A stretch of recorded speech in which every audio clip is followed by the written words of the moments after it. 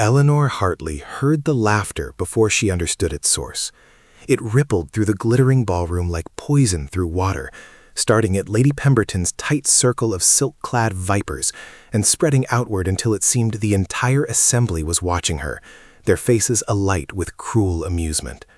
She stood frozen at the top of the marble staircase in her mother's altered gown, a dress that had been fashionable 15 years ago, but now marked her as clearly as a scarlet letter, and understood with devastating clarity that the invitation had been a trap.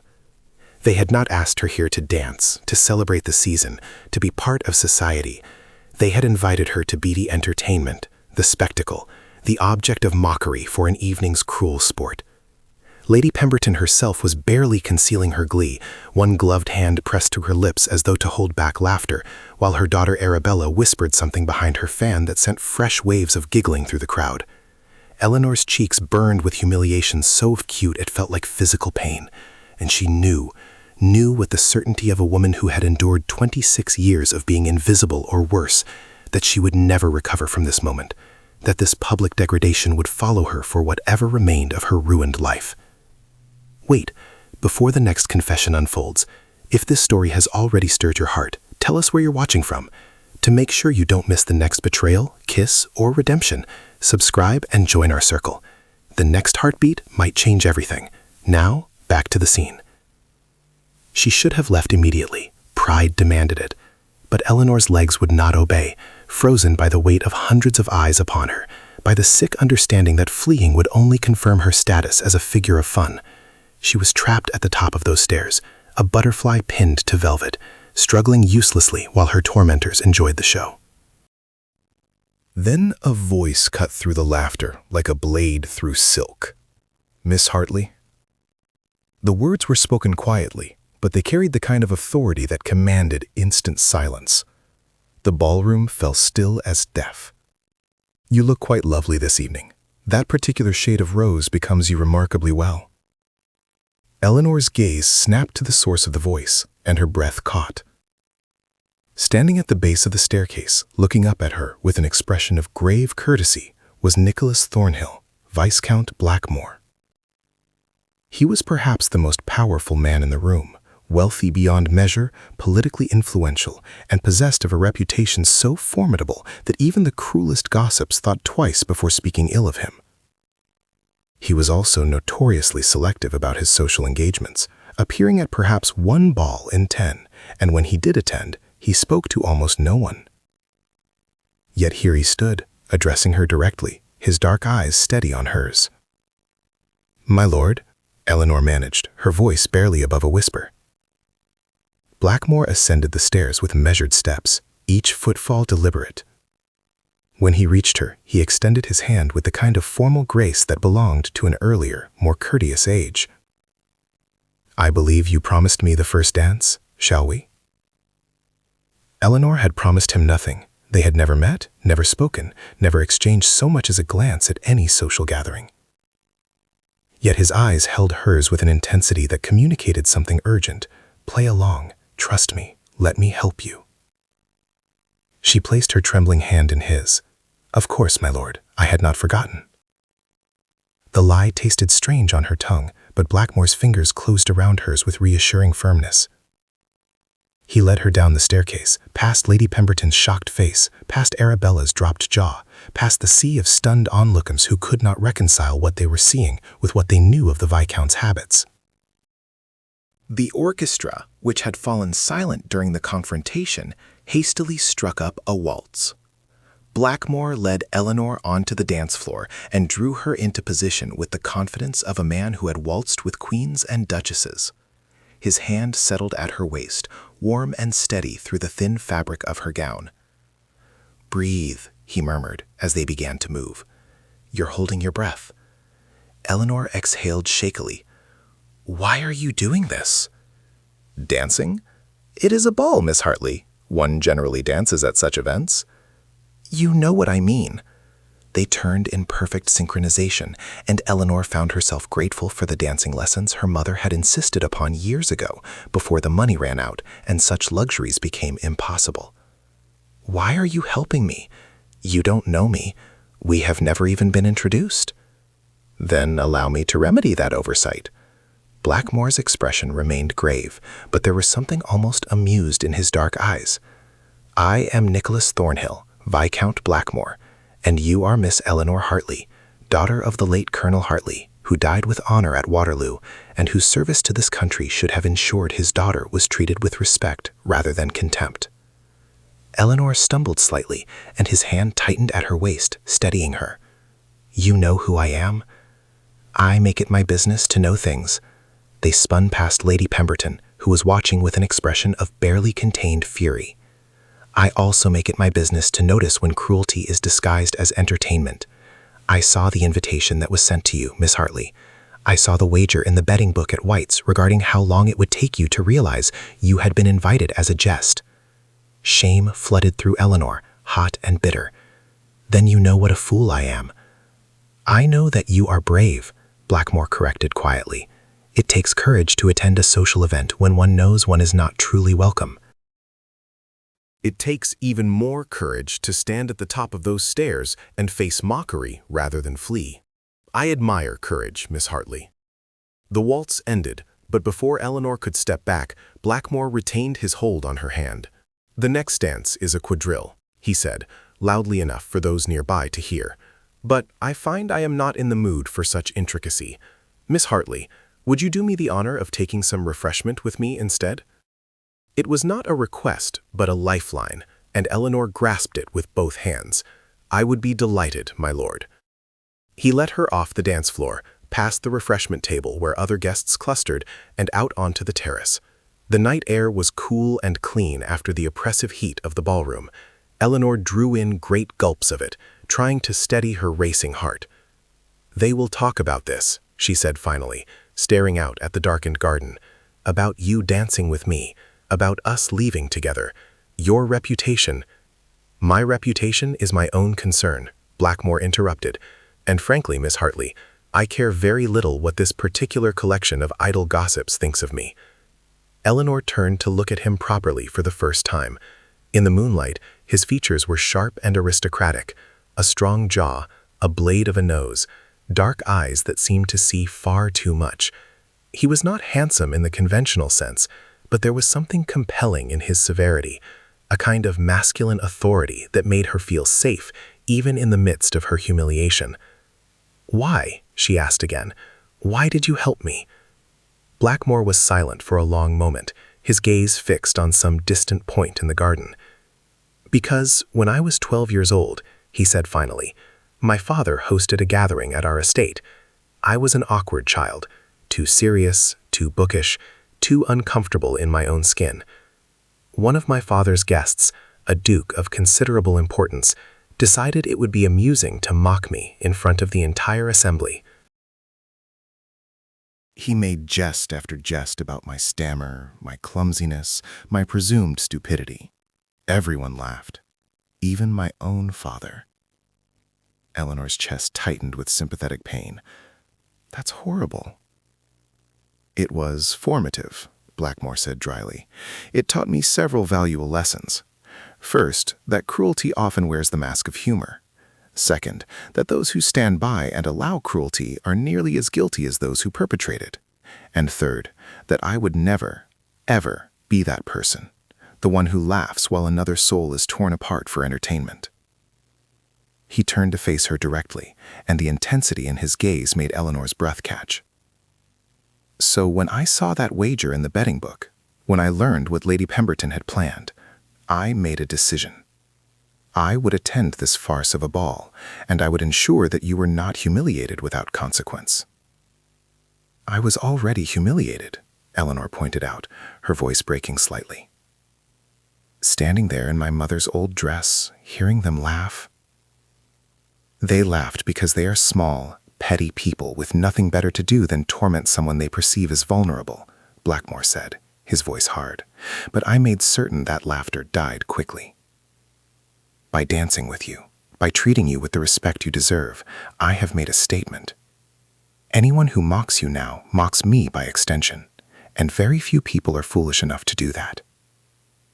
Eleanor felt tears prick at her eyes, but she blinked them back furiously. She had cried enough for one evening. You barely know me. How can you be certain I deserve respect? I know you are the daughter of a hero who died serving his country, Blackmore replied. I know you live in reduced circumstances with your mother and younger sister, managing a household on almost nothing while maintaining your dignity. I know you turned down 3 marriage proposals from men who could have given you financial security because you refused to marry where there was no respect or affection. That tells me everything I need to know about your character. Eleanor stared at him, her mind reeling. How do you know all of that? As I said, I make it my business to know things. A ghost of a smile touched Blackmore's stern mouth. I am not merely a titled aristocrat who attends balls, Miss Hartley. I also sit in Parliament, where I work on legislation to improve conditions for veterans and their families. Your father's service came to my attention during my research. When I learned of your family's situation, a war hero's widow and daughters living in poverty while his sacrifice is forgotten, it troubled me greatly. We manage, Eleanor said quietly, though the truth was far grimmer. They scraped by on her mother's tiny pension and what little money Eleanor could earn through discreet needlework. Her sister Cecilia, only 17, would never have a proper season, would never have the chance at a good marriage. Their future was a slow, genteel decline into complete obscurity. You should not merely manage, Blackmore said, anger threading through his voice. Your father gave his life for this country. The least this country can do is ensure his family does not starve. That's a lovely sentiment, my lord, but it changes nothing. We are what we are. Poor relations, charity cases, objects of pity at best and mockery at worst. What if I told you there was another option? Eleanor laughed bitterly. Unless you plan to resurrect my father or restore our fortune, I cannot imagine what option that might be. I could marry you. The words fell between them like stones into a still pond, sending ripples of impossibility outward. Eleanor was certain she had misheard. I beg your pardon?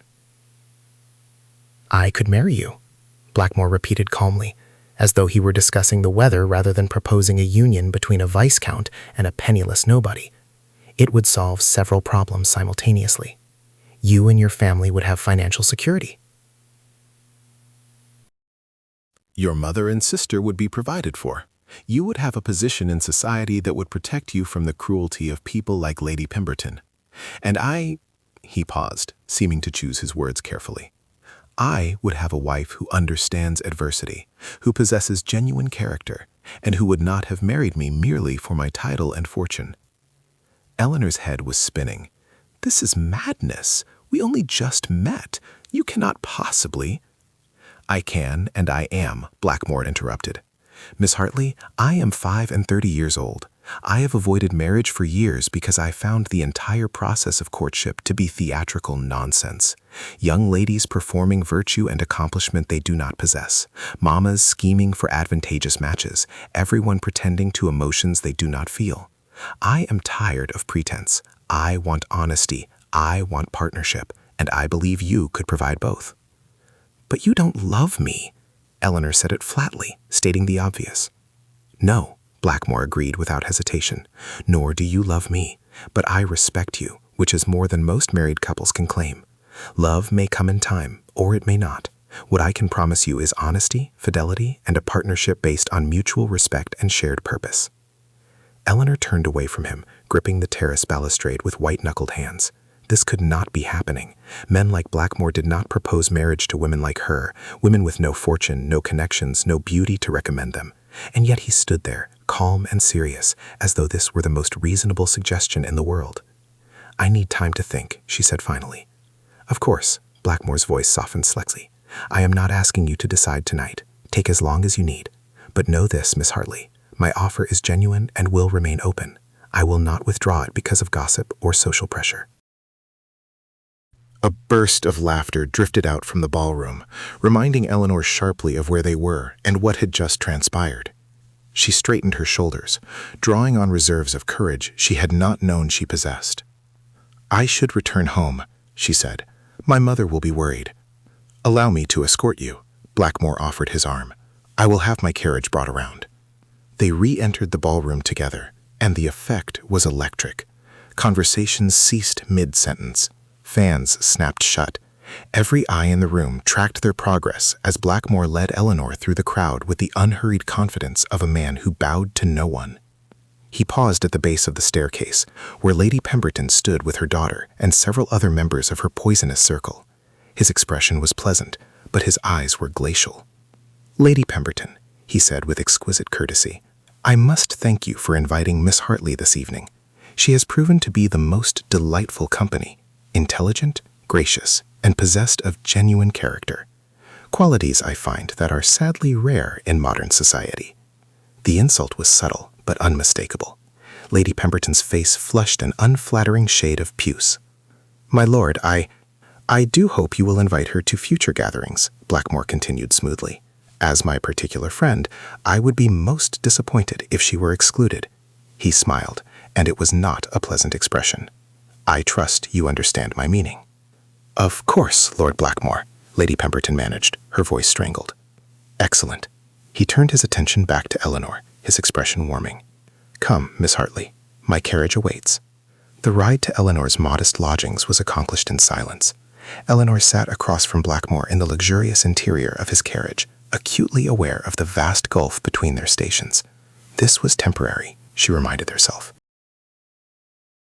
Tomorrow she would wake in her cramped bedroom, and this would all seem like a fever dream.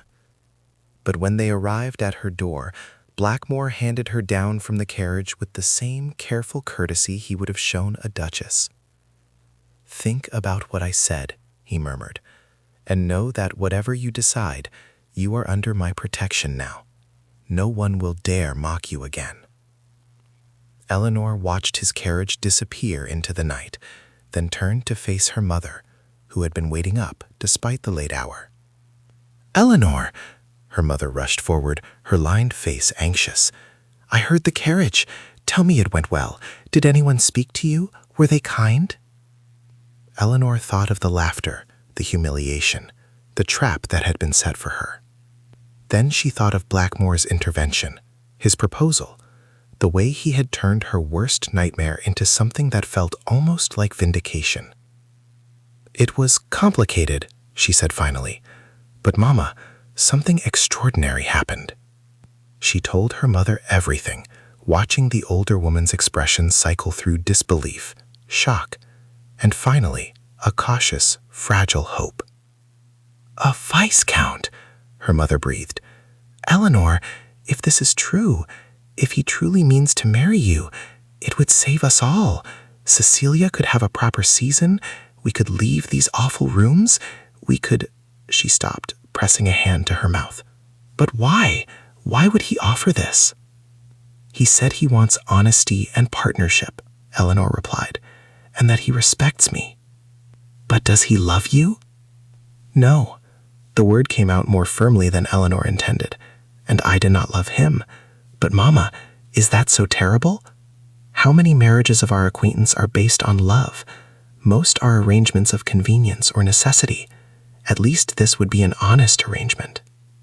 Her mother studied her with shrewd eyes. "You're considering it, then?"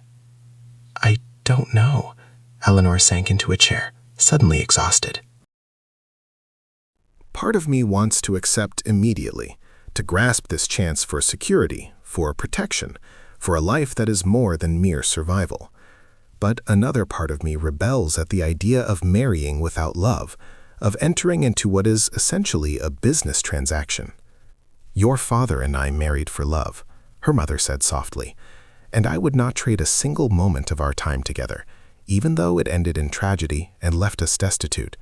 But Eleanor, you are not me, and your circumstances are not mine. If you can find respect and partnership with this Viscount, that is more than many women ever have. Love may come later, or it may not, but you will be safe, and that is not a small thing." Eleanor lay awake long into the night, turning Blackmore's proposal over in her mind. By the time dawn broke, she had not reached a decision, but she had reached a conclusion.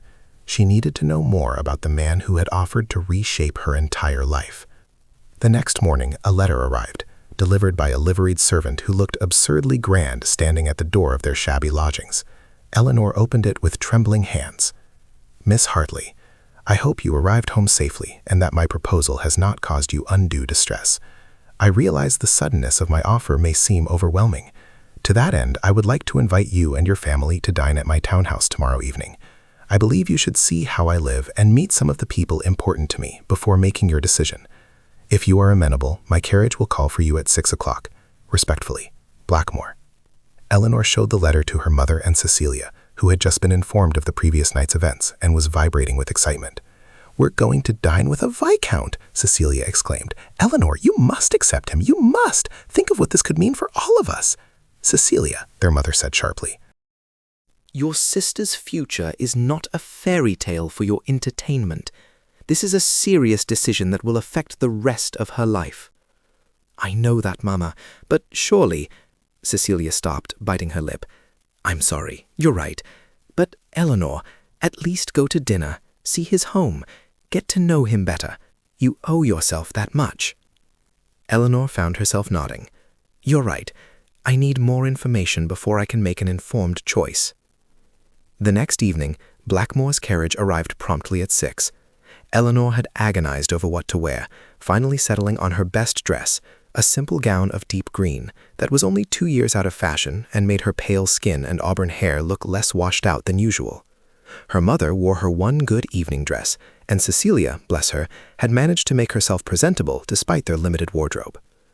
Blackmore's townhouse was a revelation. Eleanor had expected grandeur, but the reality exceeded her imagination. The building occupied an entire corner of one of London's most fashionable squares, its facade elegant and imposing. The interior was even more impressive. High ceilings, gleaming marble, artwork that Eleanor suspected was worth more than her entire family had ever possessed. But what struck her most was that it felt lived in. There were books everywhere, on shelves, stacked on tables, even left open on chairs as though someone had just set them down. The artwork was thoughtfully chosen rather than ostentatiously displayed, and the servants who greeted them seemed genuinely fond of their employer rather than merely deferential. Blackmore himself appeared in the entrance hall, dressed formally but without excessive ornamentation. He greeted Eleanor's mother and sister with the same grave courtesy he had shown Eleanor, making them feel welcomed rather than merely tolerated. "Thank you for accepting my invitation," he said. "I hope you will forgive me for inviting 2 additional guests." I thought it might be useful for you to meet people who know me well and can speak to my character more objectively than I can myself." He led them to a drawing room where 2 people waited. The first was a woman of perhaps 50, elegantly dressed and possessed of shrewd, intelligent eyes. The second was a younger man, maybe 30, with an easy smile and the bearing of someone comfortable in his own skin. "May I introduce Mrs. Sarah Thornton, my former governess and current companion to my mother," Blackmore said. "And this is Dr. James Thornton, her son and my oldest friend. Sarah, James, the Hartley family." Introductions were made, and Eleanor found herself relaxing slightly as they moved to the dining room.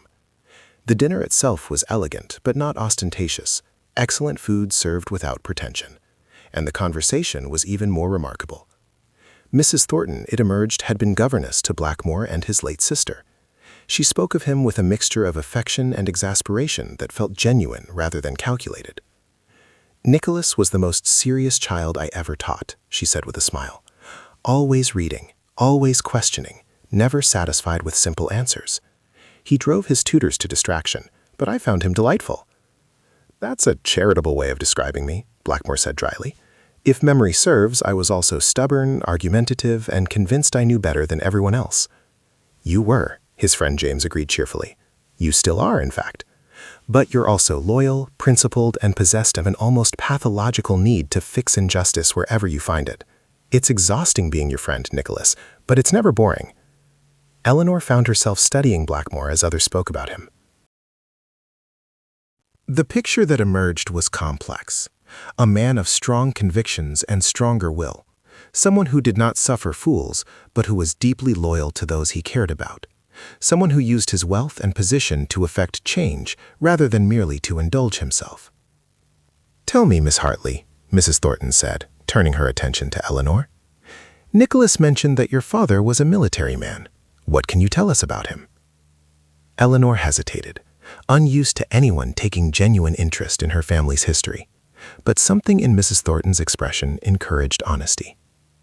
"My father was a colonel," she said quietly. "He commanded a regiment at Waterloo. He was killed in the final charge, leading his men," my mother said. "She was very proud of him, even though his death left us with almost nothing." "He sounds like a remarkable man," James said gently. "The kind of man who deserves to be remembered and honored rather than forgotten." "Yes," Eleanor said, surprised to find tears threatening. "He was." "Nicholas has been working on legislation to improve pensions for veterans' families," Mrs. Thornton said. "Perhaps you might contribute to that effort, Miss Hartley. Your perspective as someone who has lived the consequences of inadequate support would be invaluable." Eleanor blinked. I had not thought of that." "You should think of it," Blackmore said quietly. "If you agree to marry me, you will not simply be my wife, you will be my partner. I would value your insights and contributions to the work I do." After dinner, while her mother and sister were shown the library by Mrs. Thornton and Dr. Thornton, Blackmore asked Eleanor to work with him in his private garden. It was modest by aristocratic standards, but beautifully maintained, with carefully tended roses and a fountain that sang softly in the evening air. "What did you think of them?" Blackmore asked as they walked, Sarah and James. "I liked them," Eleanor admitted. "They seem genuine in their affection for you." "They are the closest thing I have the family since my sister died," Blackmore said quietly. "Sarah raised me after my mother became too ill to care for me herself, and James has been my friend since Oxford. I wanted you to meet them because if you marry me, they will be part of your life." Eleanor stopped walking and turned to face him. "Why me?" she asked. "Truly, why me? You could marry anyone, a duke's daughter, an heiress, someone beautiful and accomplished. Why choose a poor nobody with no connections and no prospects?" Blackmore was silent for a long moment. "Do you know what I saw last night when I looked at you standing at the top of those stairs?" "A figure of fun? An object of mockery?" "No," his voice was fierce. "I saw someone facing her worst fear with her head held high. I saw someone who refused to flee, even when it would have been easier. I saw courage, Eleanor, real courage, the kind that cannot be taught or bought. And I saw a woman who has been dismissed and underestimated her entire life, just as I was dismissed as a stammering, awkward boy." He stepped closer, not touching her, but close enough that she could see the intensity in his dark eyes. "You ask why I choose you? I choose you because I see in you what I hope others see in me, someone who has been tested by adversity and emerged with their integrity intact. I choose you because I believe we could be partners in the truest sense, working together towards shared goals. And I choose you because I am tired of pretense and performance, and you are the most genuine person I have met in years." Eleanor felt something crack open in her chest, some protective wall she had built around her heart. "I'm afraid," she whispered. "I'm afraid this is too good to be true. I'm afraid of accepting and then discovering you are not who you seem to be. I'm afraid of refusing and spending the rest of my life regretting it." "Those are reasonable fears," Blackmore said quietly, "and I cannot entirely assuage them. I can only offer you my word that I will be honest with you, that I will respect you, and that I will do everything in my power to ensure you never regret choosing me." "And if love never comes?" Eleanor asked. "If we are partners and companions but never more than that?" "Then we will have more than many married couples ever achieve," Blackmore replied. "But, Eleanor, may I call you Eleanor?" She nodded. "Eleanor, I do not believe love is only the passionate, overwhelming emotion described in novels. I believe it can also be the steady, growing affection that comes from truly knowing someone and choosing them every day. I believe we could build that kind of love together, if we are both willing to try." Eleanor looked into his eyes and saw no deception there, only sincerity and a vulnerability that surprised her. This powerful, formidable man was opening himself to rejection, to the possibility that she would refuse him and walk away. "I need one more thing from you," she said. "Name it." "I need you to tell me about your sister, about what happened to her." Blackmore's expression shuddered, pain flickering across his features. "Why?" Because grief shapes us, Eleanor said softly. My father's death shaped me and my family in ways we are still discovering. Your sister's death clearly shaped you. If I am to truly know you, I need to understand that part of your history. For a moment, Eleanor thought he would refuse, but then he nodded slowly and gestured to a bench beneath a rose arbor. Her name was Catherine, he said once they were seated. She was 2 years younger than me, and she was everything I was not. Charming, vivacious, beloved by everyone she met. We were very close despite our differences, or perhaps because of them. She saw past my awkwardness to the person underneath. And he paused, his voice roughening. I adored her. What happened? She fell in love with a young man my father deemed unsuitable, a younger son with no fortune and uncertain prospects. My father forbade the match and arranged for Catherine to marry a wealthy earl instead. She begged me to help her, to convince our father to relent, but I was young and foolish and certain that father knew best. I told her she would learn to love the earl, that the young man she cared for would not have been able to provide the life she deserved. Blackmore's hands clenched into fists. The wedding took place. Within 6 months, Catherine was dead. The earl was a monster, cruel, controlling, violent. She tried to tell us, but we thought she was merely adjusting to married life. When she died, officially from a fall down the stairs, I knew the truth. And I knew that I had helped put her in the hands of a man who killed her. Eleanor's hand covered his before she could think better of it. It was not your fault. Was it not? Blackmore's voice was bitter. I counseled her to obedience. I supported my father's decision. I valued wealth and position over her happiness and safety. Her blood is on my hands as surely as if I had pushed her down those stairs myself. You were young, Eleanor said gently, and you believed you were doing what was best for her. Yes, you were wrong, but the true villain in this story is the man who killed her, not the brother who failed to save her. Blackmore looked at her then, really looked at her, and Eleanor saw the weight of years of guilt in his eyes. I made a vow at her grave, he said. I swore I would never again value position or wealth over character. I swore I would use my power to protect those who could not protect themselves. And I swore that when I married, it would be to someone I respected, someone who had the strength to stand as my equal, not someone I had to protect or control. Understanding dawned. That's why you want to marry me, because you see strength in me. I see in you what I wish I had seen in time to save Catherine, someone who would not allow themselves to be controlled or diminished, even by circumstances that would break most people. You have survived poverty, mockery, and social exclusion with your dignity intact. That is not weakness, Eleanor. That is extraordinary strength. Eleanor felt tears slip down her cheeks. I'm not sure I'm as strong as you think I am. You are stronger than you know. Blackmore reached up and gently brushed away her tears with his thumb, the gesture startlingly intimate. And I would count it an honor to stand beside you as you discovered just how formidable you truly are.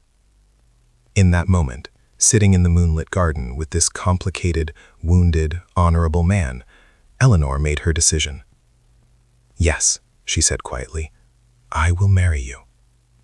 Blackmore went very still. You're certain? No, Eleanor admitted. I am terrified.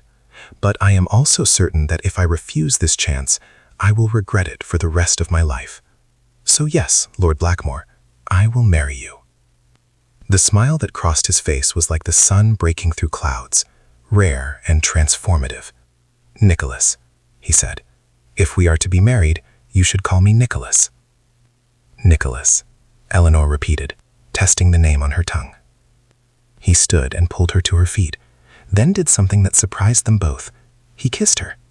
It was not passionate or practiced, but gentle and questioning, the kiss of a man who was offering rather than taking. Eleanor found herself responding, her hands coming up to rest on his chest, feeling the steady beat of his heart beneath her palms. When they parted, both were breathing a little faster. I will try to make you happy, Nicholas said quietly. I cannot promise I will always succeed, but I will try. That is all I can ask, Eleanor replied. They announced the engagement the next day, and London society erupted in shock and speculation. How had the Hartley nobody managed to snare Viscount Blackmore? What sorcery had she employed? There must be some scandal, some secret that explained this impossible match. Lady Pemberton, in particular, was beside herself with rage and confusion. She had orchestrated Eleanor's humiliation, only to have it transform into the social triumph of the season. Eleanor endured the gossip with as much grace as she could muster, bolstered by Nicholas's unwavering support.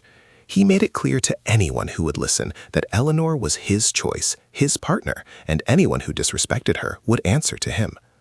The wedding was planned for 6 weeks hence, and those weeks passed in a blur of preparations. Eleanor's mother and sister were installed in guest rooms at Nicholas's townhouse. Cecilia was fitted for an entirely new wardrobe befitting the sister of a viscountess, and Eleanor herself was transformed by London's finest modistes into someone who looked every inch a future viscountess. But the most significant transformation was internal. Nicholas involved Eleanor in his work from the beginning, showing her the legislation he was drafting, asking her opinion on various charitable initiatives, treating her as a genuine partner rather than merely a decorative wife-to-be. Eleanor discovered she had a talent for organization and strategy. She helped Nicholas refine his arguments for veteran pensions, drawing on her own family's experiences. She worked with Mrs. Thornton to establish a fund for war widows, and she found, to her surprise, that she was good at navigating the social and political complexities of Nicholas's world. "You were wasted managing a household on nothing," Nicholas told her one evening as they reviewed correspondence together in his study. "You should have been managing an estate or running a business." "Society does not allow women such opportunities," Eleanor pointed out. "Then we shall change society," Nicholas said, with the absolute confidence of a man accustomed to getting his way. One law, one custom at a time. The night before their wedding, Nicholas asked Eleanor to meet him in the garden. She found him standing by the fountain, looking unusually uncertain. "I have something for you," he said, producing a small velvet box. "The Blackmore sapphires. They were my grandmother's, and my mother wanted you to have them." He opened the box to reveal a stunning necklace, deep blue sapphires set in silver, surrounded by diamonds. It was the most beautiful thing Eleanor had ever seen. "I cannot accept this," she breathed. "It's too much." "It is tradition," Nicholas said. "The Blackmore bride wears the sapphires. But more than that, I want you to have them because they suit you. Blue for loyalty, silver for strength, diamonds for resilience. That is who you are, Eleanor." He fastened the necklace around her throat, his fingers lingering at the nape of her neck. Eleanor shivered at the touch, acutely aware of the intimacy of the gesture. "Tomorrow," Nicholas said quietly, "you will be my wife in truth. We will share a home, a life, a future. Are you still certain this is what you want?" Eleanor turned to face him, the sapphires cool against her skin. "Are you?" "More certain than I have been of anything in a very long time." She reached up and cupped his face in her hands, feeling the slight rasp of evening stubble against her palms. "Then yes, Nicholas, I am certain." This time when they kissed, there was more heat, more promise. Eleanor felt desire stir within her, surprising in its intensity. She had expected their marriage to be one of companionship and respect, had not anticipated this physical pull between them. Nicholas drew back, his breathing ragged. "We should wait. Until tomorrow, after the ceremony." "Why?" Eleanor asked, emboldened by the hunger she saw in his eyes. "Because I want to do this properly." "I want you to be my wife in every sense before I... He stopped, clearly struggling with his own desire. "Because you deserve courtship and romance, not hurried passion in a garden." Eleanor smiled, touched by his consideration, even as her body protested the delay. "Very well, but Nicholas..." "Yes?" "Tomorrow, after the ceremony, I will not want to wait." Heat flared in his eyes. "Neither will I." The wedding took place the next day in a small chapel, attended by close friends and family. Eleanor wore a gown of ivory silk that made her feel like someone from a fairy tale. The Blackmore sapphires glittered at her throat, a visible symbol of her new position. As she walked down the aisle toward Nicholas, Eleanor thought about how much had changed in such a short time. Weeks ago, she had been a nobody, invited to a ball as a cruel joke. Now she was about to become Viscountess Blackmore, the wife of one of England's most powerful peers. But more than that, she was about to become the partner of a man she had come to respect, and she was beginning to realize to love. Nicholas waited at the altar with barely concealed impatience, his eyes fixed on her with an intensity that made her breath catch. When she reached him, he took her hand with a grip that felt like a vow in itself. They spoke their promises in clear, steady voices. When the vicar pronounced them husband and wife, Nicholas kissed her with a thoroughness that made several elderly guests cough in disapproval and Eleanor's sister giggle. The wedding breakfast was a modest affair by aristocratic standards, held in the garden of Nicholas's townhouse. Eleanor moved through it in a daze, accepting congratulations and well wishes, hyper-aware of Nicholas's presence at her side. Finally, as the afternoon shadows lengthened, Nicholas leaned close and murmured, "I believe we have fulfilled our social obligations. Would you like to retire?"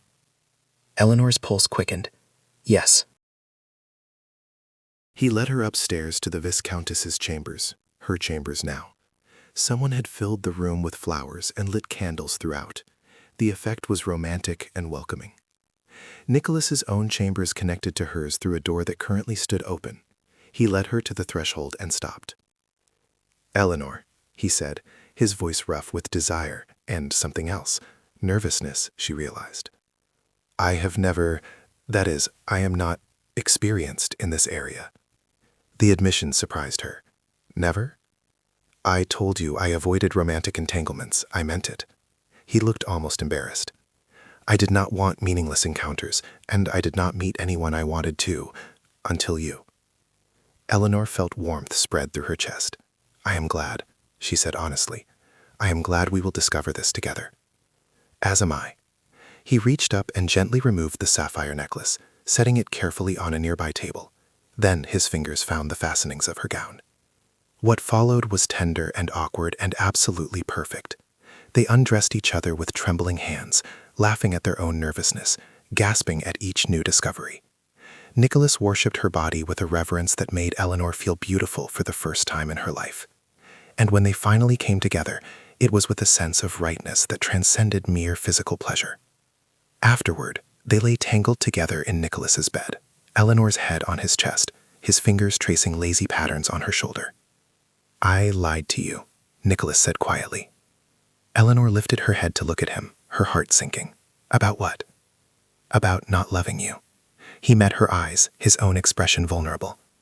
"I told myself this was a practical arrangement, that I was offering you partnership and respect, but not love. But I was lying to myself as much as to you. I think I started falling in love with you the moment you placed your hand in mine at that ball. And every day since, I have fallen deeper." Tears blurred Eleanor's vision. "Nicholas—" "You don't have to say it back," he interrupted quickly. "I know this is all very new for you, and I don't want you to feel pressured to—" "I love you too," Eleanor said, the words tumbling out in a rush. "I have been fighting it because I thought I was supposed to be practical, supposed to see this as a business arrangement. But I cannot pretend anymore. I love you, Nicholas Thornhill. I love your strength and your vulnerability, your principles and your willingness to admit when you are wrong. I love the way you see me, truly see me, when the rest of the world looked right through me." Nicholas pulled her up and kissed her deeply. "Say it again," he murmured against her lips. "I love you." Again. "I love you." They made love again, this time with more confidence and even more tenderness. And as Eleanor drifted off to sleep in her husband's arms, she thought about how strangely life could turn. She had gone to that ball expecting humiliation. She had received it, certainly, but she had also received something far more precious, the chance to be seen and valued, the opportunity to build a life of purpose and meaning, and the unexpected gift of genuine love. 3 months into their marriage, Eleanor stood in the gallery of the House of Lords, watching Nicholas present his legislation on veteran pensions. She saw him as he truly was, not the awkward, stammering boy who had been mocked by a duke, but a powerful, eloquent advocate for those who had no voice. When the vote was called and the bill passed, Nicholas looked up at her in the gallery and smiled. It was their private celebration, their shared triumph. That evening, they hosted a dinner for the veterans and widows who had helped inform the legislation. Eleanor's mother was there, proud and tearful, thanking Nicholas for honoring her husband's sacrifice. Cecilia was there too, newly engaged to a young barrister who had helped draft the bill, a love match that would have been impossible without the change in the Hartley family circumstances. As Eleanor moved through the gathering, ensuring everyone was comfortable, she caught Nicholas watching her with an expression of pride and love that still made her breath catch. Later, in the privacy of their chambers, he pulled her into his arms. "Happy?" he asked. "Deliriously," Eleanor admitted. "Though if you had told me 6 months ago that I would be Viscountess Blackmore, hosting dinners for veterans and helping draft legislation, I would have thought you mad. If someone had told me I would be married to a woman I love more than my own life, I would have thought them mad as well," Nicholas replied. "And yet, here we are." "Here we are," Eleanor echoed. She thought of that terrible night at Lady Pemberton's ball, standing at the top of those stairs, hearing the laughter that was meant to destroy her. She thought of how close she had come to fleeing, to letting that humiliation break her. And she thought of the man who had stood up and called her his guest of honor, who had seen past society's dismissal to the woman underneath, who had offered her not just rescue, but partnership. "I am glad they invited me to that ball," Eleanor said quietly. Nicholas looked surprised. "Truly? Even knowing they meant to mock you?" "Even so, because if they had not, I might never have met you. And that would have been the true tragedy." Nicholas kissed her softly. "I would have found you eventually. Somehow, somewhere, I would have found you." "How can you be so certain?" "Because people like us, people who have been tested and not found wanting, we recognize each other. We are drawn to each other. It was inevitable, Eleanor. You were always meant to be mine, as I was always meant to yours." Eleanor rested her head against his chest, listening to the steady beat of his heart. "The gossips still talk about us, you know. They say I trapped you with some steam, that you will tire of me eventually and regret marrying so far beneath your station." "Let them talk," Nicholas said dismissively. "They said similar things about me, that I was too awkward, too serious, too damaged by my sister's death to ever be truly happy. They were wrong about me, and they are wrong about us. What do you think they will say when they learn about the school?" Nicholas had recently purchased a property to establish a school for veterans' children, with Eleanor as the head administrator. It was ambitious and unconventional, and society would certainly have opinions about a viscountess involving herself in such work. "I think," Nicholas said with a smile, "that they will be scandalized and disapproving, and we will not care in the slightest because we will be too busy actually helping people to worry about what idle gossips think." Eleanor laughed. "I do love you. And I love you." He grew more serious. "You know, when I stood up at that ball and called you my guest of honor, I was attempting to protect you from cruelty. I did not realize I was also claiming my future, my happiness, my entire world." "Neither did I," Eleanor admitted. "I thought you were being kind to a stranger. I did not realize you were offering me everything I had ever wanted, but never dared to dream I could have." They stood together at the window, looking out over the London night, secure in their love and their partnership. And if anyone had asked Eleanor whether she regretted attending that terrible ball where she had been invited to be mocked, she would have smiled and said no. Because yes, they had invited her to that ball to mock her, but the Viscount had stood and called her his guest of honor. And in doing so, he had given her the world. Years later, when Eleanor's hair had begun to show threads of silver and Nicholas's temples were completely gray, they would still tell the story of how they met. Their children, 3 of them, all taught from birth that character mattered more than position, would listen with rapt attention, never tiring of hearing how their mother had faced humiliation with courage, and her father had recognized that courage for the treasure it was. "Mama was brave," their youngest would always say. "No," Eleanor would correct gently. "I was terrified, but I chose to be brave anyway, which is the only kind of courage that matters." "And Papa saw it," their eldest would add. "Papa saw her," Nicholas would say, his hand finding Eleanor's and squeezing gently. "All of her, and he knew he had found something precious." The school they founded flourished, educating hundreds of children who might otherwise have been forgotten. The legislation Nicholas championed changed lives across England, and the love they built together, based on honesty, respect, and genuine partnership, became the foundation of everything they accomplished. Lady Pemberton eventually faded into obscurity, her cruelty earning her nothing but a reputation for pettiness. Arabella made a grand marriage that proved loveless and miserable, a cautionary tale about choosing position over partnership. But Eleanor and Nicholas thrived, their unconventional marriage becoming the standard against which they measured all others. They were not perfect. They argued, disagreed, sometimes drove each other to distraction with their stubbornness. But they were honest with each other, always, and they chose each other every single day.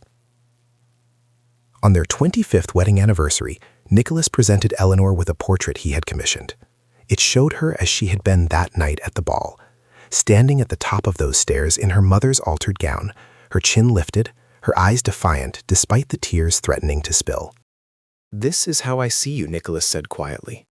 "Brave and beautiful and absolutely indomitable. This is the woman I fell in love with, not despite her circumstances, but because of how she faced them." Eleanor studied the portrait, seeing herself through Nicholas's eyes. "I was so afraid that night." "I know. That's what made your courage so remarkable." She turned to face him, this man who had given her so much: security, position, purpose, and most importantly, love. "They invited me to that ball to mock me. And I stood up and called you my guest of honor," Nicholas finished, as he always did. "And everything changed," Eleanor whispered. "Everything changed," Nicholas agreed, pulling her close. "Because you were brave enough to accept what I was offering. Because you saw past the title and the fortune to the lonely man who needed a partner. Because you chose me, Eleanor, as I chose you." "I would choose you again," Eleanor said. 1,000 times I would choose you." "Only 1,000?" Nicholas teased. "1,000,000 then, an infinite number of times. In this life and every life to come, I would choose you, Nicholas Thornhill."